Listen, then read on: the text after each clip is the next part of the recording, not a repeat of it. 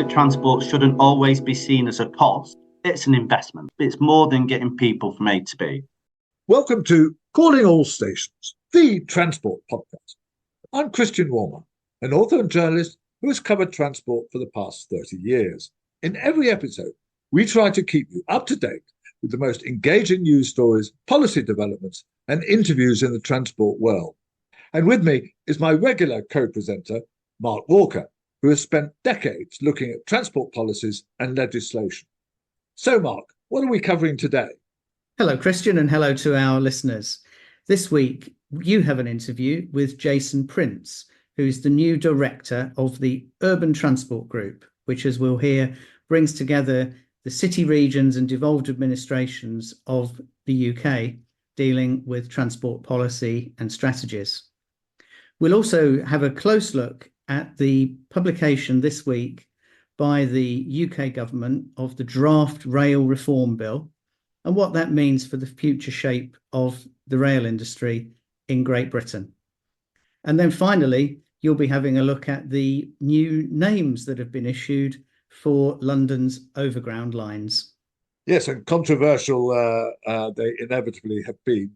But Mark, let's start with the rail reform bill. And you've been taking quite a careful look at this. And I just wonder what your thoughts are about it and, what the key features are.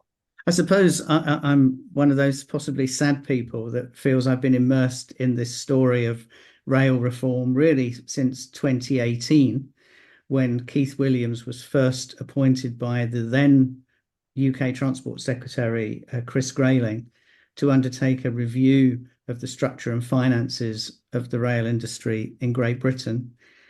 Through the publication in 2021 of the William Shapps Plan for Rail, so that took its name from Keith Williams and from the Transport Secretary of the time, Grant Shapps, and then all of the twists and turns that we've seen since that time, leading up to the publication on the 20th of February of the draft rail reform bill. And I know you've studied this closely as well, Christian. And we were together about it in Rail magazine. Absolutely. And we were together at the George Bradshaw address, which had been coincidentally or in a synchronized way, happened to be on the 20th of February, the same day that the draft bill and its explanatory notes were published. And there, the current rail minister, Hugh Merriman, was giving some of the headlines, which are essentially, I think if we were to look at the headlines, so this draft bill is not actually a piece of legislation. It's as the name implies, it's something which has been issued in draft, which will be considered in detail by the House of Commons Transport Committee. And the committee will be issuing shortly, we believe, a call for evidence for any interested party who's had a look at the bill to make their further representations on how they think it could be amended or improved. And this is before it's ever placed in either House of Parliament for formal and detailed consideration. And the really striking feature about the bill is that if we go back to the William Shapps Plan for Rail of 2021, the central proposal was to set up a new organisation called Great British Railways. The document itself was called Great British Railways, and this new organisation would have firstly absorbed into it the Network Rail organisation, and then it would have taken over from the Department for Transport the responsibility for franchising passenger rail services, principally those that operate in England outside of certain specified exceptions. The different proposal that came forward that we saw on Tuesday was that instead of Great British Railways being a new organisation, there will be something set up called an integrated rail body. And that integrated rail body will be Network Rail. So Network Rail itself, it pretty much unchanged, unreformed, will be given the new responsibilities to become the guiding mind for the rail industry How do and we to know award the that? contracts. How do we know that this is going to be Network Rail? Because it's explicitly stated in the explanatory notes to the draft rail reform bill. So there are a number of pages of the bill itself, which is written in the kind of legalese that you would expect for a piece of legislation. But then there are pages and pages of explanatory notes, and the key point that leaps out from there is that the integrated rail body will be Network Rail, which will be designated as such. So does GBR figure in this at all? The Great British Railways? That's a really good question, because in none of these documents does the term Great British Railways appear, but kind of nor would you expect it to, because of some strange conventions around the way Parliament deals with legislation. But in the spin, in the press release that was issued by the Department for Transport and in the statement by the Secretary of State, the term Great British Railways survives. So it would appear that we have a three-stage process whereby Parliament agrees to set up something called an integrated rail body.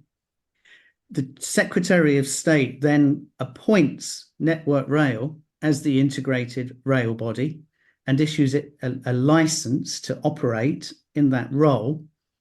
And then Network Rail changes its name to Great British Railways. So they change the letterhead and the plaques on the doors for it to become Great British Railways. I hope that makes some sense to you and to our I listeners. think that's wonderfully clear, Mark, for something that is totally unclear, and it's kind of completely confusing. And I'm sure our listeners will be very grateful for that explanation.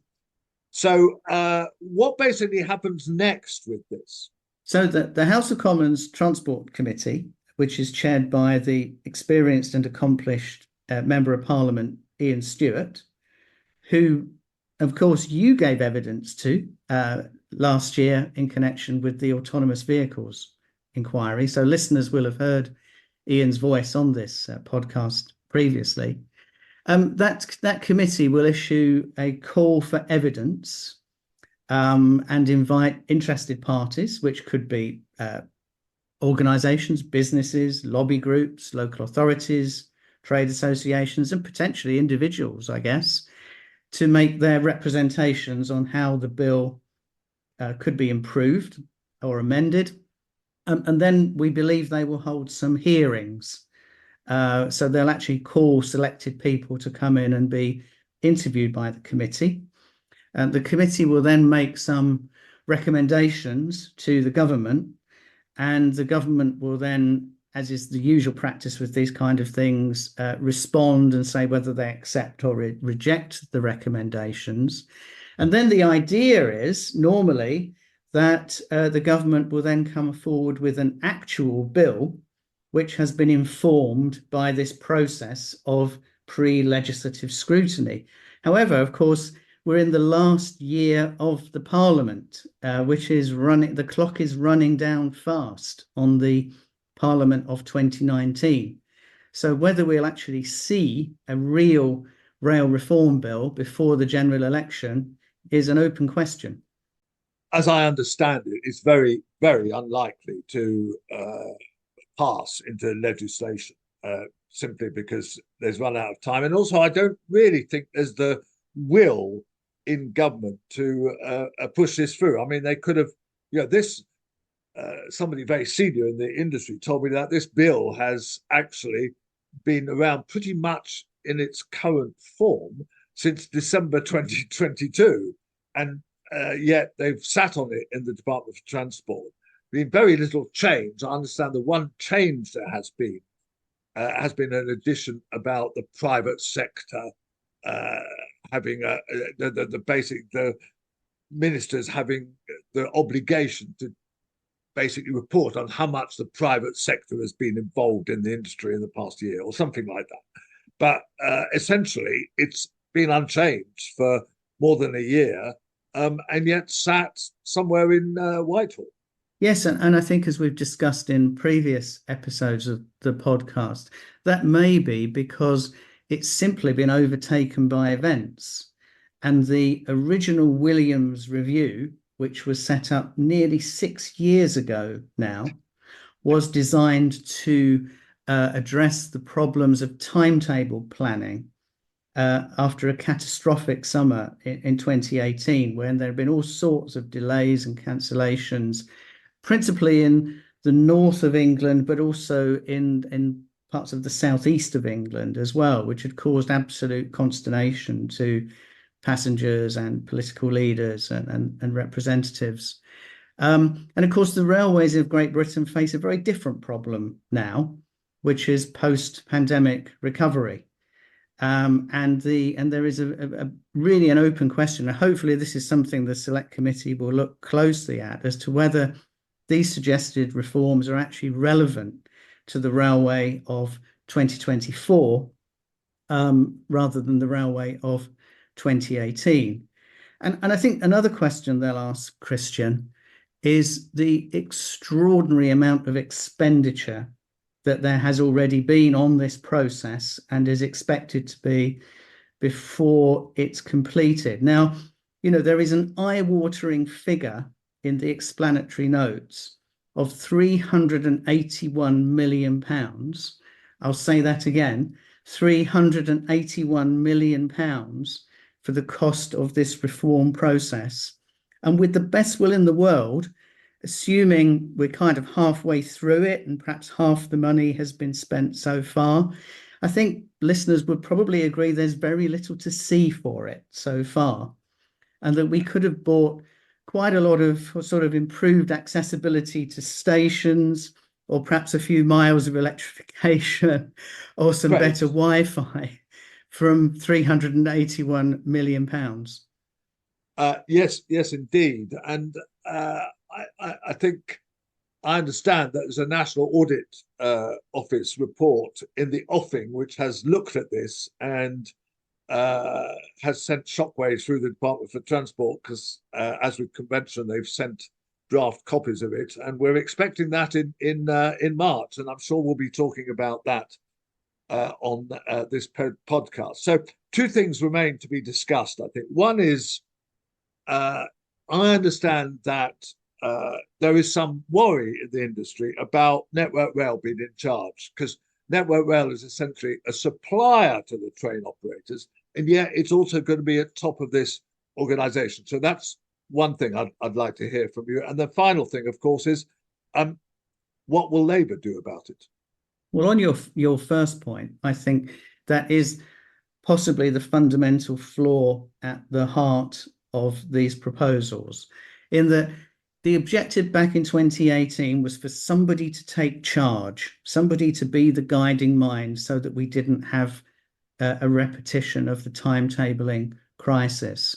But 6 years on, I think many in the industry would argue that what we need is commercial initiative from operators to market and promote services, essentially to sell more tickets on passenger trains, or sell more space for boxes on freight trains. And those are the commercial imperatives. So, and the analogy I would draw is under the proposals that we have in front of us at the moment, it's effectively, if you take a slightly different transport mode, it's like saying that you would put the Highways Authority in charge of running bus and lorry services.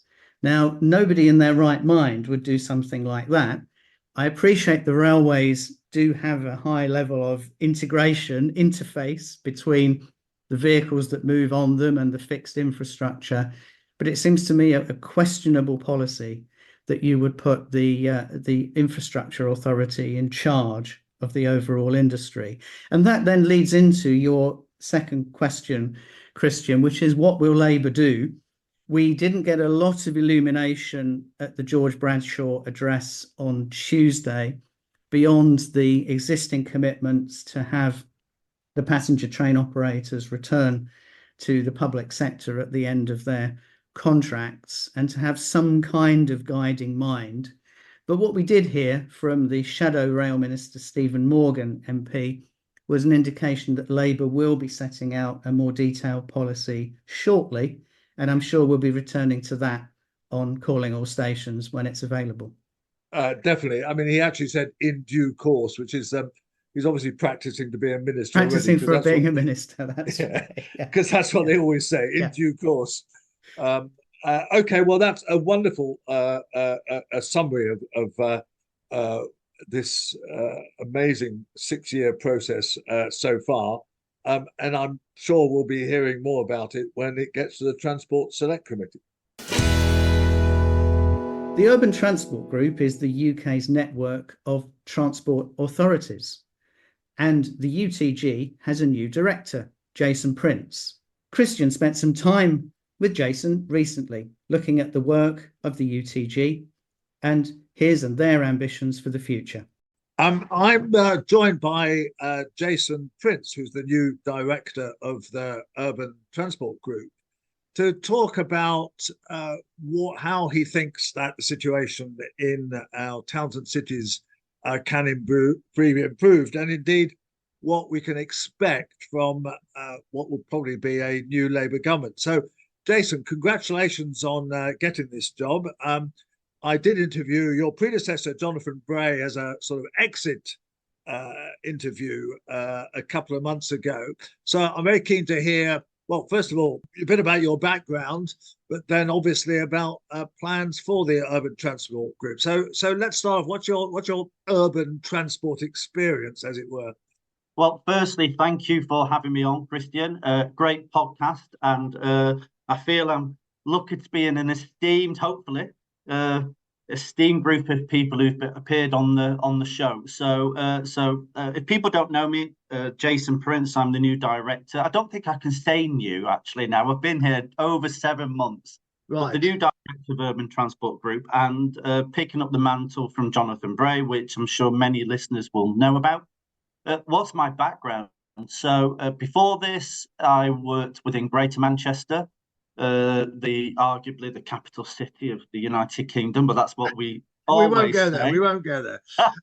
I have listeners from Birmingham as well, so So I live in Greater Manchester. I'm from Greater Manchester, and I worked both at the Combined Authority and then at Transport for Greater Manchester for about 7 to 8 years. And then before that, I worked in Parliament. And then before that, really varied career, initially trained as an engineer, which you could argue is both a positive when working in transport, but also a negative. And I think when I joined the job, and I've said to the team, I am a bit of a transport geek as well, which I think does help in some ways. We need some transport geeks in this world, right?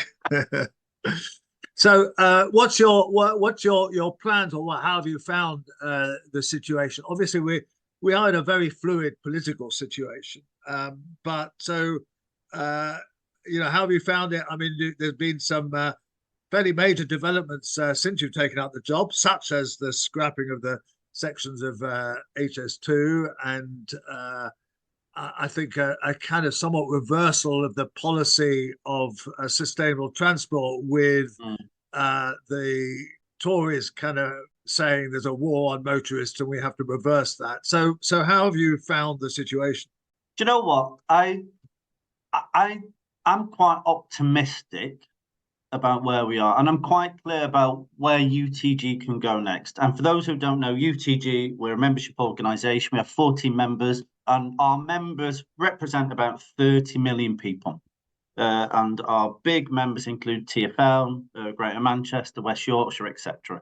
And we are in a unique year. There's going to be a number of key events happening this year. In a month or so, a couple of months, there's going to be some mayoral elections, which I think will be looked at very closely in terms of how parties perform. But then obviously there's a big general election coming up, which has been confirmed by the PM, I believe, to happen this year. For me, when you look at transport, there's clearly been some challenges for the sector, particularly after the pandemic, and recovering from what was a really difficult period for all parties, for operators, for local transport authorities, etc. So there's been a really challenging period about where we move forward. I think for me at UTG, what I want to bring to this role, and I think what we need to look at going forward, is ultimately what does a sustainably funded public transport system look like? I think that is, I would hope, and that's a question we're asking from all parties. We go to all party conferences, as most organisations do, and we need to start to get people to think about what does that look like. But and sustainable is a key word for you, is it? Sustainable, not just in terms of financially sustainable, but also in terms of meeting our green agenda, because transport is one of the, I think it is the largest contribution to carbon, and we need to think about what does that look like? How do we meet both a green transport system, which is accessible, is affordable, is trusted, but also is financially deliverable for both LTAs and for operators? And I think for me, it's LTAs, local transport authorities, right, and for operators. So I'm going already into the acronyms, which we all use in transport. We love acronyms, as you know, but also for operators, because one big thing for me is that we need operators and we need to work with operators to deliver good public transport. So I think in this big year ahead, we have to start to have a think about what does a sustainably funded transport system look like? How can we restore trust back into public transport? How do we make it affordable and green? So there's some challenges, but I think there are some opportunities, and there's probably some learning and some positives that we can take forward from what the government has done, probably over the last 2, 3, 4 years. Okay, so maybe tell me what those are, because there's quite a lot of negativity around some of the things that happen. So what are the positives here? So I think some of the positives, and these are, I always get the acronym wrong, so I'll just say the full long-winded title. But when you look at City Region Sustainable Transport Fund, I think that is beginning to turn out into a really good mechanism where our members can start to plan beyond 5-year cycles for what transport can look like in their area. And I think that's been a game changer, actually. Now, it is all capital, admittedly, and we would like to see more movement on matching that longer term sustainably funding on revenue. But when you've got our big urban areas like GM and West Mids, etc., having a longer financial envelope which you can start to look towards gives greater clarity and a better ability to plan. So I think the City Region Sustainable Transport Fund, which I think was on the back of Transforming Cities Fund, it was the natural evolution of that, is a positive. I think also what is one thing the government, to be fair to their credit, has done as well, and I say this in the absence of there being an overall sort of national transport strategy, and I presented evidence at the Select Committee on that recently, is that they have clearly put transport as one of those areas which as a core plank of the devolution offer. So, and over the past couple of years particularly, you've seen the discussion and greater powers being offered to local areas. And we've ended up where we are now with Greater Manchester and West Midlands being trailblazers, and lots of different, slightly different in terms of how transport is delivered and make up. Obviously, Greater Manchester is going down the franchising route for buses, West Mids is enhanced partnership. But overall, there's been a movement of taking power and delivering it to locally elected mayors, working with their local authorities for the betterment of local transport. And I think with the B network is a really good example of when you do start to hand down those powers, what you can achieve.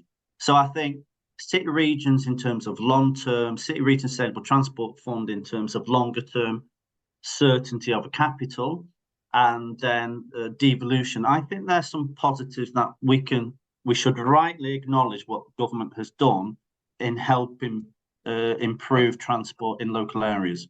Okay, but I mean, we've still seen a reduction in the number of bus routes by, I think, about 50% in 2010.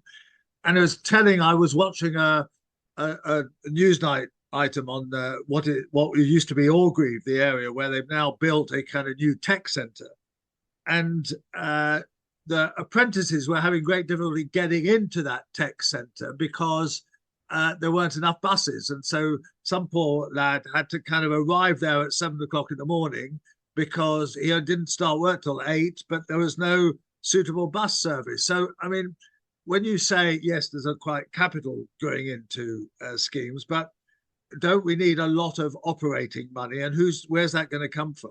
It's shocking to see the scale of bus service cuts which have happened over the past 10 years. I think, God, I might get my stats wrong. I think there's been 6,000 cuts since 2012, I believe, or something like that. It's a huge magnitude. I use buses. My husband uses buses every day to get to work.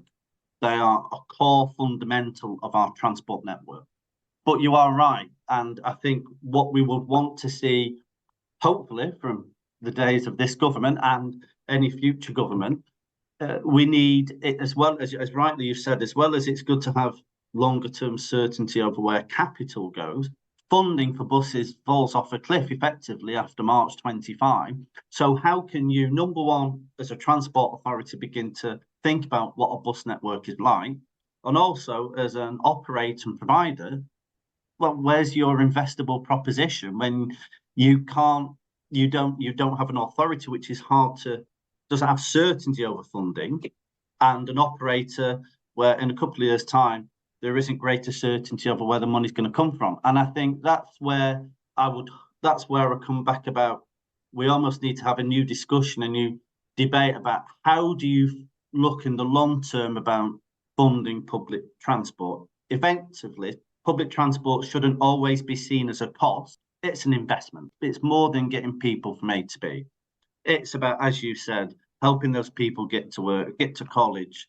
It's got to be seen in a different light. And I do think that we've probably lost a little bit, both as authorities, both as operators. I think we've almost lost about how we need to talk about why public transport matters. And in the next couple of months, UTG will be releasing some work where we put front and centre why public transport matters, what it contributes to making places, what it contributes to the economy, what it contributes to meeting lots of those broader outcomes for society, basically.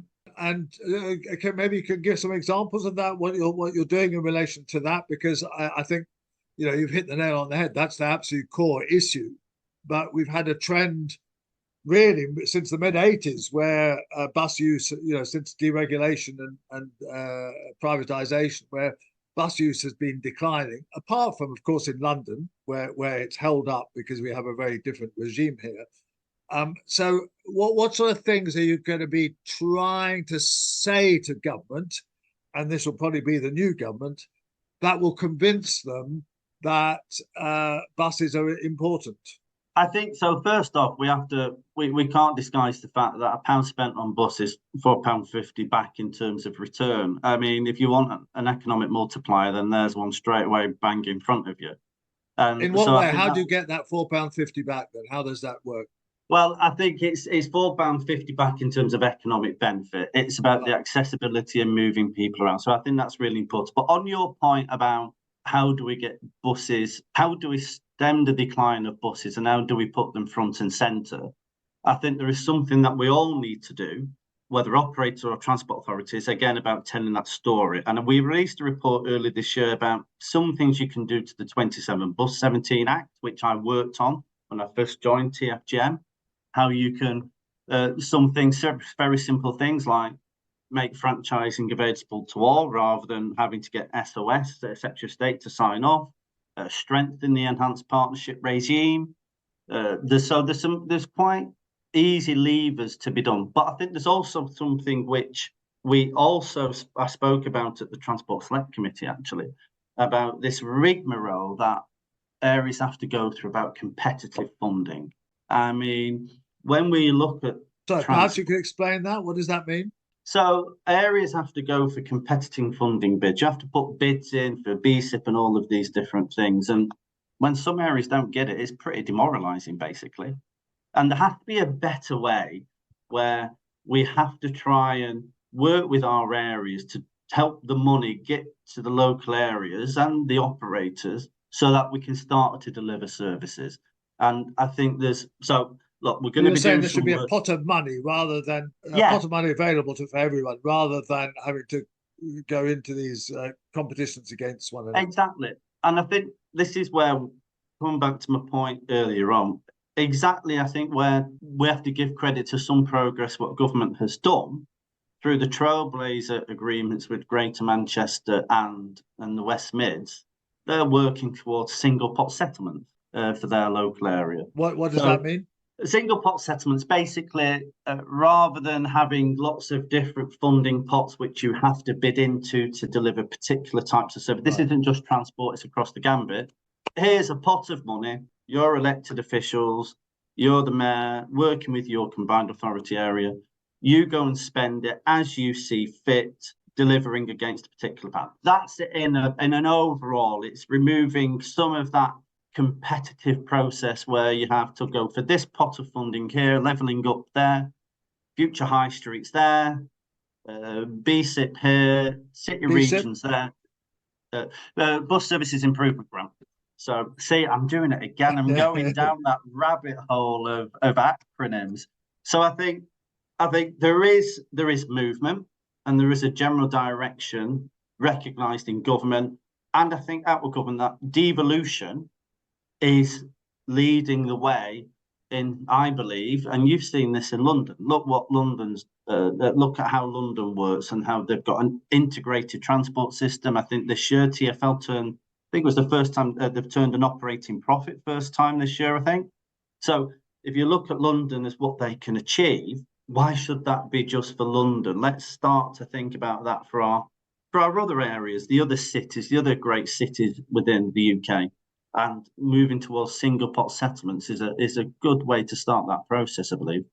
Okay, so moving away from buses, what are the other aspects that you see as important? Because you know, when I do go outside London, it's very kind of clear that, you know, lots of people just use their cars automatically, particularly, you know, much less so in London, but much more so outside the capital, even in some of the big cities. So, you know, should you be doing stuff for the motorists, or should you just be encouraging a move away from motoring? That's a good question. I mean, look, I drive a car. I use the car every week, and I usually use the car either to maybe nip to the shops or to go out and do some hiking at the weekend and things like that. So I am a car driver, and I think it's important to say that. And I think also that's part of the issue sometimes. We can be binary about you either are a car driver and you don't use public transport, or you're a public transport user and is completely against the car, where actually most people will do a combination of both. I think out of London, and I've worked in London, because I lived in London in the late 90s, early noughties, and I've then worked in London since then. I think some of the key things which are starkly different to London and out of London is the fact that the integration of public transport is arguably very difficult and non-existent in some areas out of London than it is. And if you're going to if there are barriers to how people can move in an integrated way, where it could be a bus and a tram. I get to work, I live in Manchester, work in Leeds. I get a tram and I get a train. Or sometimes I'll get a bus and I'll jump on a train. So it's not one mode. It can be a different set of modes. Or it could be driving to a park and ride and jumping on a bus. But I think the lack of integration and the mechanisms to integrate can be a bit of a barrier when you're outside London. Does that require legislation to change that? I think some of it, well, that's a good question. And that's some of the debates about where devolution has got to. With what franchising has done, because that was a legislative change, that has allowed greater authority, it's brought buses under public control effectively, and that has given the greater mechanisms to GM to use some levers to create an integrated network. And I think when they launched the B network, you can now both get a bus and a tram ticket on a map, but you could do before, but it was done in a bit of a convoluted way. So I think there are some legislative changes which are happening. I think there are some potentially other legislative changes as well, what could be done, but I don't have them right at hand now. A really good example is some of the Trailblazer deals. It was announced this week they're going to actually start to trial tap on, tap off on railway stations in Greater Manchester and West Midlands. Yes, I saw that. Yes. Amazing. And it's on one of the lines you've brought up on in Manchester. People in London have been doing tap on, tap off between bus, tube, and trains. 10 years, 15 years, yeah. Exactly. Why has it taken so long to have a trial first just to do that? I think it's about 75 stations in the West Mids. I can't remember the exact number in GM. Why has it taken so long to do that in GM? Now, good thing is we're moving in the right direction. But I do believe, coming back to your original question, the barriers to be able to move seamlessly between different modes and to integrate different modes and the levers, I think have been one of the reasons why sometimes people may have gone to the car first rather than public transport. And I think devolution and giving local elected politicians and the mayors some of the powers to change this, like Andy Street and Andy Burnham, it can only be a good thing in my view. One thing we haven't talked about is cycling and walking. And indeed, one of the big controversies in many areas, low traffic neighborhoods. I wonder if UTG has a position on that and whether you're supporting those sort of initiatives, given the kind of controversy over them. So shockingly, I also ride a bike. I mean, who'd have thought it? I have an e-bike as well, so because I'm getting a bit old and I need that little bit of help on the. You're a lot younger than me, and I'm still on the old-fashioned bikes. But there we are. You maybe it's hillier in Manchester. Up to Rochdale and Oldham, I'll put it on a little bit of assistance mode. I'll tell you that right now. And LTNs is an interesting one. I recently moved house, and I actually, without knowing, moved on to an LTN. A low traffic neighborhood, right? That's it was me using the jargon there, but yes. Yeah. And so what was your feeling about that? Do you know what? I moved from another area. It was a new build housing estate. What struck me was that, and this is only a very personal experience, and it won't be like this everywhere. People use the shared space of pavements and roads as one space now. Right. Kids will walk down the road. They'll go to, and I'm not saying I can't say if it's encouraged cycling or not, but it feels like it's a much better, safer shared space. Still, cars come down. I drive down. Everyone has a car on the street virtually. Right. But what it has done, it's removed that sort of anxiety about having a shared space and cars coming through for the rat run and stuff like that. And it seems to work well, but I have no comparative what it was like before. Right. So it's easy for me to just say it seems pretty nice. But do you see this as an important way of improving the urban rail? I do think it's a good way of helping improve how people move in our local and urban areas, definitely. But I think there is also, and this is the check and balance. I know I wrote something, I think, in one of my first articles about LTNs as well, about low traffic neighbourhoods. Ultimately, it should be down to local people and to have the decisions. And there should be that bit of accountability of, is it delivering what it is intended to do, ultimately? But isn't there an issue there that often when these sort of measures are proposed, there's kind of, Mr. Angry gets up at the local meetings and, they have protests and whatever. And actually, when they introduce them, people find, actually, this is a much better way of living, as you're suggesting in the new place you just moved to. Indeed. But then if it feels that, but then that's where the problem is. And I think if it feels that actually it isn't delivering the outcomes, it's important on local authorities to make sure that it is delivering the outcomes it would intend it to do.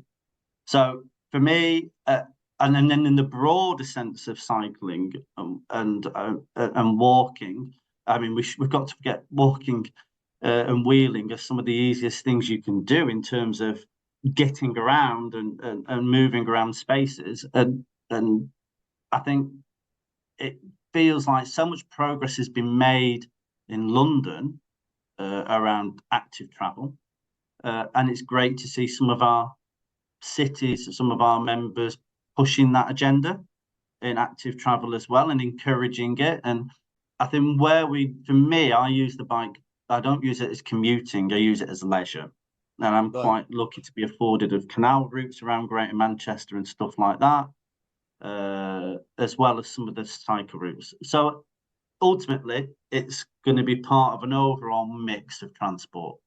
But I think, and that's good. And it's the easiest and most simplest form of transport that we can do. Right. Ultimately. I like you've given a new name for it, walking and wheeling. I think that's a good alliteration that I might well use. Okay, so just a last question. If you had one demand for the new government, one key demand when they get into power, what will that be? I think ultimately, whether you're a transport authority, whether you're an operator, whether you're an investor, whether a user, we need clarity and certainty. Right. That's what we need from a future government. Clarity allows the ability to plan. Certainty provides the ability to invest. And I would hope that whoever wins the election, and I don't believe it's a foregone conclusion by any stretch of the imagination, that greater clarity and certainty would really help our members and our partners in helping delivering public transport. Okay, excellent way to end it, Jason. Thank you very much for giving up your time, and I look forward to seeing progress in your organisation and seeing progress indeed on the ground for the members that you represent. So thank you very much, and I'm sure we'll come back to you at a future date, maybe after the election. So thank you. Great. Here's Christian's final thought from the Departure Lounge. Well, there's been a lot of fuss about the fact that Transport for London has hit upon half a dozen new names for the various bits of the London Overground, which until now has just been orange on the tube map and rather confusing because really they're kind of a series of very different lines, such as one that runs between Watford Junction and Euston, another that runs between Romford and Upminster, and the Gospel Oak to Barking one. So I think it's a great idea that they've decided to give these individual names. Now, there's been a fuss and there's criticism in the right-wing papers about it being woke, a word that I think is most overused and nobody really knows what it means, but it essentially means sounds a bit left-wing or a bit politically correct, and we don't like it if we're the Daily Mail or the Daily Telegraph. But this is a very necessary process, and yes, it costs £6 million, but the key is that it's a fantastic marketing exercise. Think of the amount of people who've now heard of these lines that might not have heard about them before, and that might start using them as a result.